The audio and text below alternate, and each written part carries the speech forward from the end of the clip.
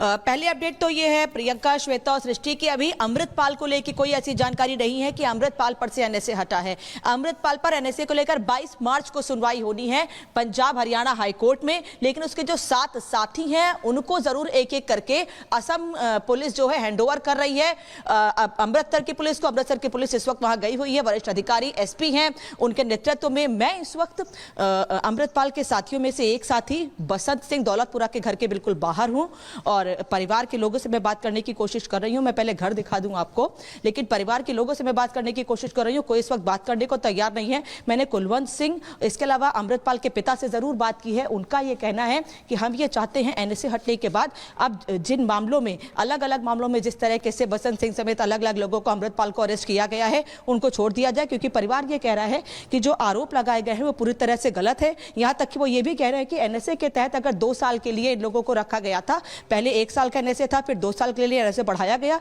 वो भी गलत था। ये जो गली अंदर जा रही है, ये जो घर आप देख रहे हैं, ये बसंत सिंह दौलतपुरा का है, जो कि असम के डिब्रूगढ़ जेल से शिफ्ट होकर यहां पर आने वाला है। लेकिन पुलिस का ये साफ कहना है कि एनएसए हटा है, लेकिन अजनाला थाने का घेराव या दूसरे मामलों में अभी मुश्किलें उनकी कम नहीं हुई हैं। हम यहां पर लाकर थाने के घेराव और दूसरे मामलों में उनसे पूछताछ करेंगे। घर के अंदर की तस्वीर दिखाइएगा कि अभी घर के अंदर रेनोवेशन चल रहा है, परिवार जरूर यहां पर मौजूद है, लेकिन कोई बात करने की स्थिति में नहीं है। मैं कुछ लोग पड़ोसी हैं, मैं उनसे बात करती हूँ। उमेश, थोड़ा आइएगा जरा। बसंत सिंह को जानते हैं? बसंत सिंह? हाँ। बसंत सिंह ऐसा कोई नहीं गा। बसंत सिंह दौलतपुरा आपके बगल में रहते हैं, आप जानते हैं उनको? किससे रहते? बसंत सिंह। बसंत सिंह। बसंत सिंह? बसंत सिंह। बसंत सिंह? हाँ, जानते हैं? हाँ हाँ जानते हैं? हाँ। कब से यहाँ रह रहा है परिवार? हाँ, कर रहा है, बहुत चंगा। मेरा पोतरा ही है। अच्छा, आपका पोतरा ही लगता मेरा, मेरे भतीजे का मुंडा हो सकेगा। अच्छा, हाँ। तो अभी तो वो असम में है, डिब्रूगढ़ जेल में है जी? असम में है, डिब्रूगढ़ जेल में है। हाँ हाँ हाँ, वो हो गया। अच्छा है ना, भाई भी पोतरी का प्यो भी करे। वापस कब आ रहे हैं? वापस कब आ रहे हैं? हाँ, पता नहीं भी कब आ रहे हैं, पता नहीं ना पाजा। अच्छा, ठीक है, मैं एक बार घर के अंदर जाकर बात करने की कोशिश करती हूँ। पुलिस ने तैयारी पूरी कर ली है कि जल्दी से जल्दी असम से इन लोगों को यहाँ पर लेकर आया जाए और उसके बाद यहाँ लाने के बाद उनसे पूरे मामले में पूछताछ की जाए। देखिए, यहाँ पे परिवार के दूसरे लोग भी हैं, हालांकि वो बात करने को तैयार नहीं है, फिर भी मैं कोशिश ज़रूर करती हूँ एक बार बात करूँ। एक तरफ घर का रेनोवेशन चल रहा है, वहीं दूसरी ओर यहाँ उनको लाने की तैयारी है। बसंत सिंह कौन है आपके? भतीजे हैं। क्या क्या आरोप हैं उन पर? उन्हें सरकार ਨੂੰ पता, सानू नहीं ना। उनको लेकर गई है पुलिस? यहाँ से क्यों लेकर गई थी? नहीं, यहाँ से नहीं लेके गए। कहाँ से लेकर गई थी? कुछ कह रहे हैं आप? हाँ, क्या कह रहे हैं बताइए। कुछ बोल रहे हैं? नहीं, ऐसा कुछ नहीं है। आप जानते हैं बसंत सिंह को? नहीं जानते बसंत सिंह को? आपके फैमिली मेंबर हैं? जानते तो है। जानते हैं ना? पुलिस क्यों लेकर गई थी उनको? आई नहीं पता। आई नहीं। हाँ? मैं तो अपना काम कर रही हूँ, सवाल पूछ रही हूँ, मुझे बता दीजिए। एक मिनट मैम, मुंह जना ना मैं कसा हो। नहीं बात करेंगे आप? नहीं बात करेंगे? अच्छा ठीक है, नहीं बात करेंगे तो कोई बात नहीं, ठीक है, मत बात कीजिए। मैं एक बार ये घर आपको दिखा दूं। ये बसंत सिंह दौलतपुरा का घर है। परिवार के लोगों से बात करने की कोशिश कर रही हूँ, लेकिन कोई बात करने को तैयार नहीं है।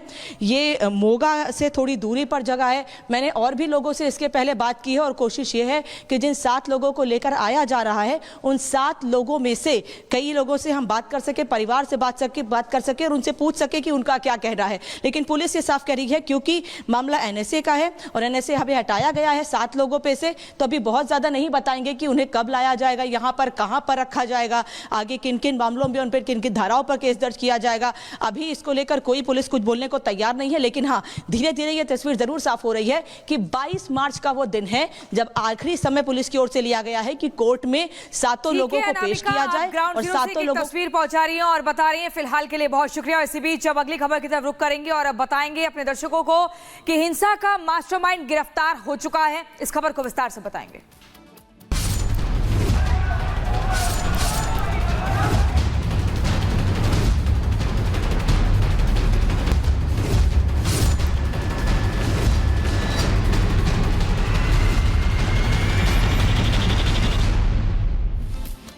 तो आपको बता दें, नागपुर हिंसा का मास्टरमाइंड फहीम खान गिरफ्तार कर लिया गया। इस मामले में अभी तक 6 केस दर्ज किए गए हैं। हिंसा केस में अगर अभी देखें तो एक के बाद एक गिरफ्तारियां भी हो रही हैं। नागपुर हिंसा केस में अभी तक 6 मामले दर्ज किए गए हैं। इस मामले में लगातार पुलिस का एक्शन तेज है और सबसे ज्यादा जरूरी था मास्टरमाइंड तक पहुंचना, जिसे गिरफ्तार कर लिया गया है। और हिंसा केस में अगर अभी तक के जिस एक्शन को समझे तो 5 और आरोपी गिरफ्तार किए गए हैं। 51 आरोपी अभी तक इस हिंसा मामले में गिरफ्तार किए जा चुके हैं।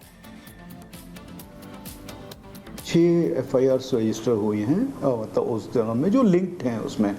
तो जो 6 जो FIR हुई हैं अभी तक उन सब में कार्रवाई चल रही है। एक तो इन्वेस्टिगेशन हो रही है, इसमें जो लोगों के नाम सामने आए हैं जो इसमें लिंक्ड हैं उनको भी हम लोग ट्रेस कर रहे हैं, क्योंकि इसमें विजुअली प्लस जो सोशल मीडिया के थ्रू या फिर कोई फोटोग्राफ्स में, वीडियोस में जो नज़र आ रहे हैं, कितने लोग कहाँ थे, उनका क्या एक्टिव पार्ट था, ये सारी चीज़ें इसके आधार पे हमारी कार्रवाई चल रही है। हमारे पास में जो नाम है सब नागपुर के हैं। एक तो ये एक इम्पॉर्टेंट चीज़ है उसमें, और अगर इन्होंने कॉन्स्पायर करके एक जगह पे आए और सुबह के इंसिडेंट के बाद में फिर ये लोग सब मिले हैं, तो वही जैसे मैंने बताया कि इसमें जो वो लिंक है, किस कैसे इन्फॉर्मेशन गई, अगर ये बाहर से लोग आए, वही चीज़ हम देख रहे हैं। इसमें कुछ है इसमें जो एंगल इस तरह का नज़र आ रहा है, जो कि मैं अभी मीडिया के सामने नहीं बता सकता, बट वो एंगल एस्टेब्लिश इसमें हो रहा है और वो हम लोग कर रहे हैं। कुछ लोग जो हैं उनका शुरू से कोई रोल है क्या, वो हम उनके ऊपर क्या पहले के कुछ गुने हैं क्या वो, या ये प्लान कर रहे थे,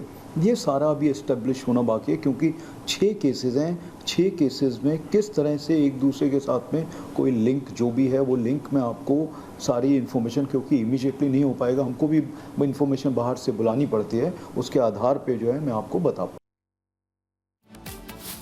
और इस वक्त सहयोगी मीनाक्षी नागपुर से हमारे साथ में जुड़ चुकी हैं, उनका रुख करते हैं। मीनाक्षी, क्या कुछ अपडेट है? मास्टरमाइंड को गिरफ्तार किया गया है, 6 FIR है, लेकिन कई एंगल से तफ्तीश इस समय की जा रही है। मीनाक्षी,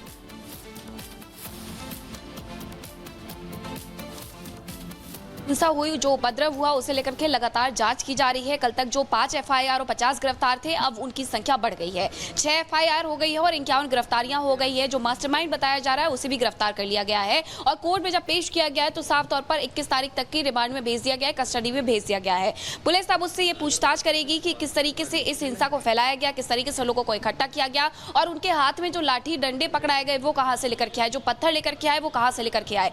जो व्यक्ति गिरफ्तार किया गया है, जिसे मास्टरमाइंड बताया जा रहा है, उस व्यक्ति पर यह भी आरोप लगे हैं कि उसने पहले तो लोगों को इकट्ठा किया और इसके साथ साथ वहां पर जो महिला पुलिसकर्मी थी उनके साथ भी बदसलूकी करने के आरोप भी उसी व्यक्ति पर लगे हुए हैं। कोर्ट ने कस्टडी में भेजा है, यानी कि अब तय है कि खुलकर के सब कुछ सामने आने वाला है। सोशल मीडिया प्लेटफॉर्म अगर खंगाला जाएगा तो फेसबुक से लेकर के अन्य सोशल मीडिया पोस्ट पर उसकी तरफ से इसी तरीके से भड़काऊ बयान दिए जा रहे थे, भड़काऊ बयान देने के साथ साथ इसी तरीके से पोस्ट किए जा रहे थे। और उस दौरान जिस दौरान हिंसा हुई थी महाल इलाके में, वहां पर लगभग 50 से 60 लोगों को यही व्यक्ति लेकर के आया था, जो नागपुर में एक पार्टी को भी लीड करता है, नागपुर का अध्यक्ष भी है। और बिल्कुल मीनाक्षी, आप लगातार नजर बनाए रखिएगा, हम आपसे अपडेट लेते रहेंगे क्योंकि बड़े खुलासे इस मामले में जारी हैं। फिलहाल के लिए बहुत शुक्रिया।